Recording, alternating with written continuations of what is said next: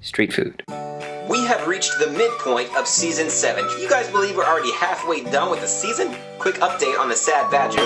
I mean, it took a while, but he peeked his little badger head out. And you know, he wasn't smiling, but he wasn't frowning either. By which I mean, there will be more episodes of Street Food Season 7. We're gonna hit some food trucks, get some more Chinese recipes. Season 7 lives! And you only have yourselves to thank, Street Foodies. You're watching, so I'm snacking. This week, I'm sticking close to home. Today is the day after Thanksgiving, a day traditionally devoted to lounging around, doing nothing, actually, I think. Maybe family, maybe sports for some people. Black Friday, you go shopping, because you give thanks for what you have and then you go buy more.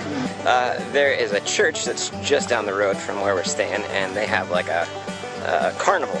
I don't know how common little carnivals like this are in the rest of the United States, but in Florida, these things pass through all the time. I guess we've generally got the weather for it. In this case, it was 2 blocks from our house. $20 and the kids could ride everything all day. I'm talking Ferris wheel. I'm talking carousel. I'm talking fun slide. On the real, my kids wore that fun slide out. I'm talking about this spinny swing thing. This was always my favorite when I was a kid. Usually they go up higher in the air, but this one stayed close to the ground, and my girls loved it. They probably rode it 100 times. They had a pretty sweet bounce house. There was a little dragon roller coaster, jungle gym, the spinny thing. What do you call this? Like a tumbleweed or something?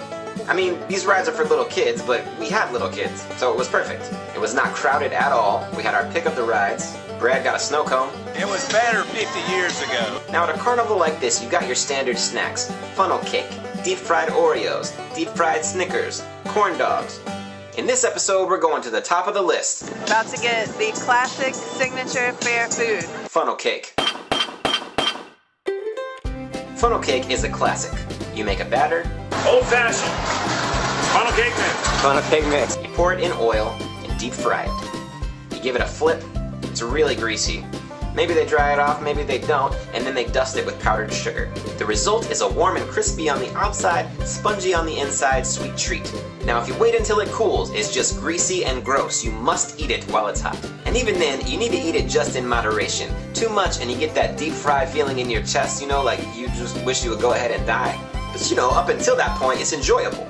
Everyone's got a different deep fry tolerance. All in all, it was a pretty fun fair. Look, in this episode, we're talking about things kids love, and we're talking about deep fried stuff. So in the combined spirits of both of those things, check out this bonus recipe. These deep fried mushrooms are a favorite in my household. They're called jjianmoku, which basically means salt and pepper mushrooms.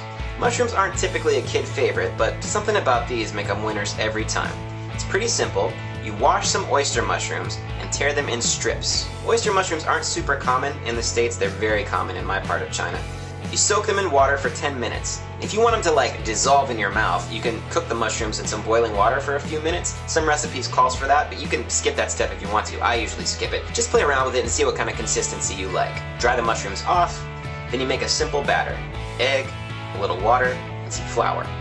Mix the mushrooms in with the batter, heat some oil in a pot, get it good and hot, and then deep fry the mushrooms for a few minutes. Basically, you want them to turn brown and crispy, but not burn.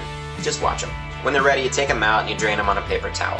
Now at this point, I add a little salt and I feed them to my daughters directly. If you want them to taste authentic though, you need this. It's called pepper salt. I don't know what's in it, but my guess is pepper and salt, although it has like a little bit of a sweet taste too. I don't know, maybe it's MSG, I don't know what's in it. You add this and some chili powder or chili flakes. And that's it. I know we don't typically eat oyster mushrooms in the West, but we do love to deep fry things. What's your favorite deep fried treat? Let me know in the comments below. Plus, leave me your thoughts on carnivals, mushrooms, Black Friday, whatever. Street food's taking a few weeks off, but the sad badger will be back before you know it. Until then, eat it on the street. Watch out for the parasites. Street food. One more quick note to all my street foodies out there. If you have a viewer mail question that you would like me to address in the viewer mail episode in a few weeks, go ahead and leave that in the comments to this video. Just put viewer mail question and I'll read it and you know, I'll answer it. If there's no questions, then I'll just keep doing what I'm doing, you know. But if you have some questions, I will view them and answer them. So just leave them in the comments.